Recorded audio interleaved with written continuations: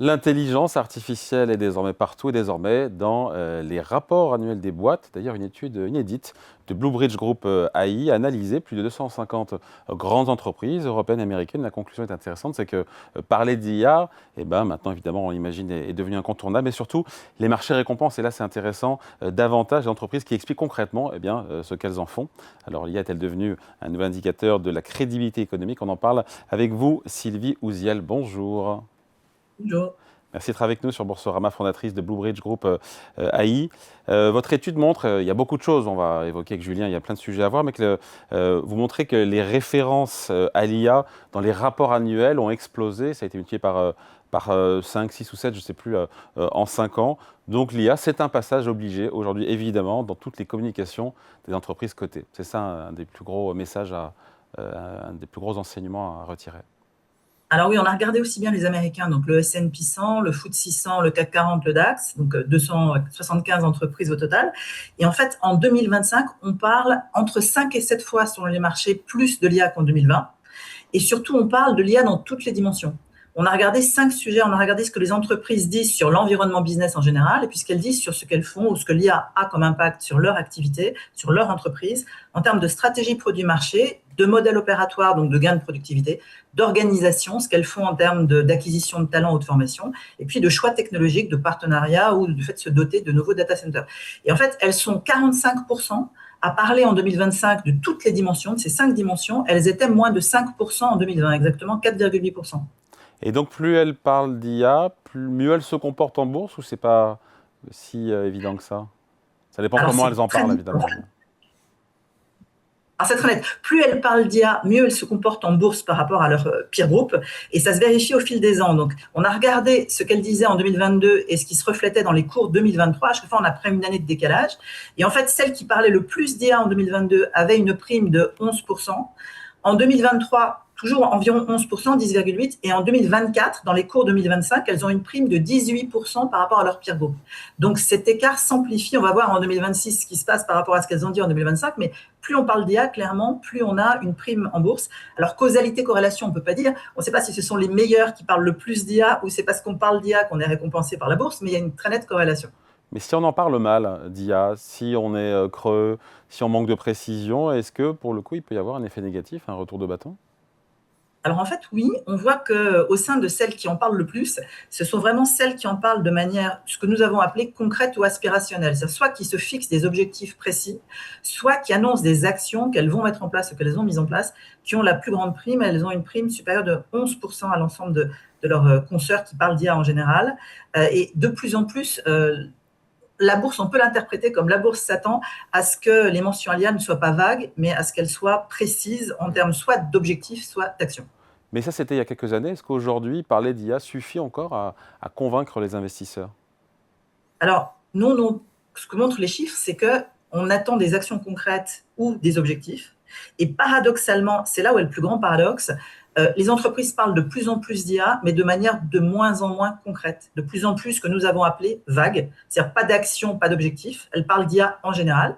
Si on regarde les mentions que nous avons qualifiées, que l'IA a qualifiées de vagues dans les rapports annuels, elles étaient 27% des mentions en 2020. Donc il y avait beaucoup moins de mentions, mais elles étaient assez précises, alors que les mentions vagues sont 45% en 2025. C'est-à-dire qu'on parle beaucoup d'IA, mais de moins en moins pour expliquer ce qu'on va faire ou se fixer des objectifs.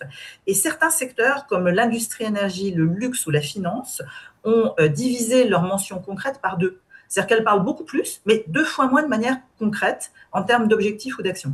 Alors, comment on fait quand on est investisseur pour repérer la vraie adoption de l'intelligence artificielle par les entreprises d'éléments de langage et même d'IA washing? Alors, c'est exactement la bonne question. On peut interpréter les résultats exactement dans ce sens. Les investisseurs s'attendent à ce qu'on annonce des enjeux, des objectifs ou des actions.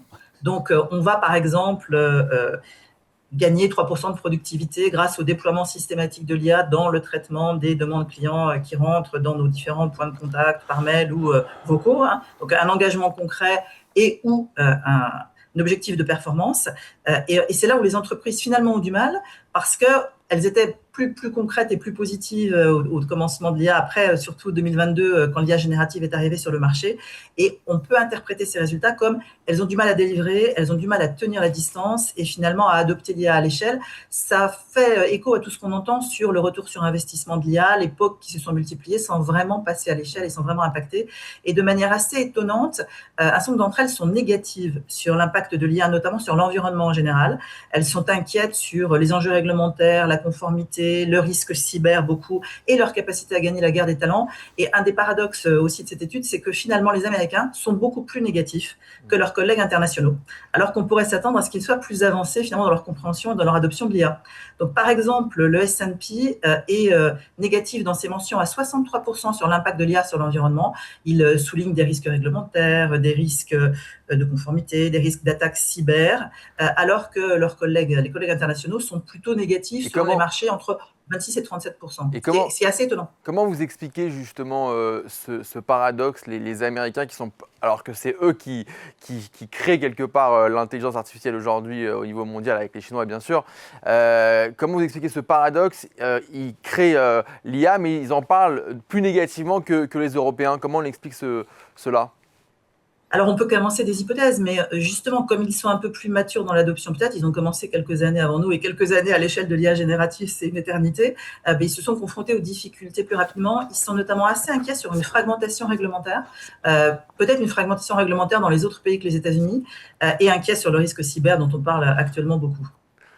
Ok, donc il y a une plus forte maturité, on va dire, des Américains sur ce sujet, et donc ils peuvent plus critiquer effectivement ce qui se passe en ce moment dans l'IA.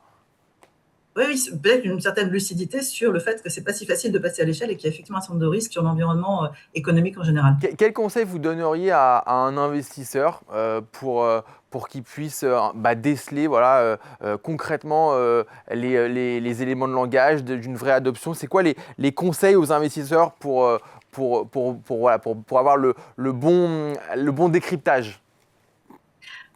Pour être honnête, c'est une remarque qui va être un peu self-serving, comme on dit, on prêche pour notre paroisse, mais chercher des actions et des objectifs. Donc, effectivement, des objectifs chiffrés et précis sur la conquête de nouveaux marchés, sur des gains de productivité, par exemple, ou une meilleure relation client, un raccourcissement des cycles avec les clients.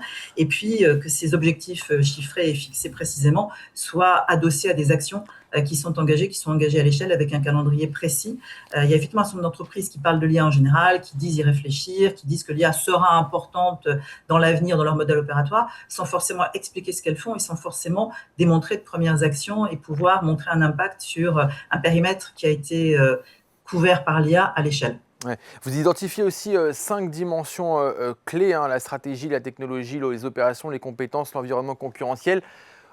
Pour vous, laquelle est aujourd'hui la plus négligée de ces dimensions? En fait, la plupart des entreprises ont annoncé des partenariats technologiques, plus en Europe et en Angleterre d'ailleurs qu'aux États-Unis, ce qui est une façon, si on veut être un peu négatif, de se légitimer, d'expliquer qu'on a signé un partenariat avec un grand acteur. Alors, au début, c'était beaucoup déployer Copilot ou avoir un partenariat avec ChatGPT. On voit ces dernières années une inflexion très nette avec ChatGPT qui est en perte de vitesse, GCP, donc Google, qui lui accélère, et les modèles chinois open source comme DeepSeek ou Qwen d'Alibaba, qui vraiment commence à s'affirmer en challenger. Alors, on verra ce qui va se passer dans les rapports annuels 2026. On peut s'attendre à ce qu'Anthropic, par exemple, fasse une petite poussée, mais on verra. Donc, les acteurs, en général, parlent beaucoup de technologie parce que c'est plus facile, parlent aussi d'organisation parce que c'est quelque part plus facile de déployer des outils, des compagnons, des copilotes à l'ensemble des collaborateurs, de recruter un talent pour le conseil d'administration, voire le comité de direction ou les équipes dirigeantes. Et les entreprises parlent moins finalement des aspects opérationnels, donc le modèle opératoire, les gains de productivité, comment l'IA change la manière dont on travaille, les processus, les workflows, et encore moins de l'impact sur la stratégie, qu'est-ce que ça va dire de leurs produits marché, de leur capacité par exemple à servir de nouveaux segments de marché de manière plus économique, plus compétitive. Allez, merci à vous, Sylvie Ouziel. Vous êtes la fondatrice de Bluebridge AI pour ces explications. Merci, à bientôt. Merci.